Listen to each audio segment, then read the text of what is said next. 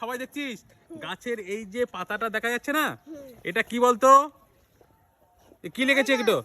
এটা গাছে একটা পোকা, ভাইরাস না, গাছে একটা পোকা, ঠিক আছে? এই গাছের পোকা লাগলে কি হয়, এই দেখ পাতা মাঝখানে দেখেছিস কেমন খেয়ে নিয়েছে। এই গাছের পাতাগুলো পোকা হলে এই গাছের পাতাগুলো খেয়ে নেয়। এই গাছে যে গাছে পাতা থাকে, ফুল থাকে, তারা কি করে, এইগুলোকে খেয়ে নেয়, ঠিক আছে? আর এই যে পোকাগুলোর গাছ, এটা মাকড়সা।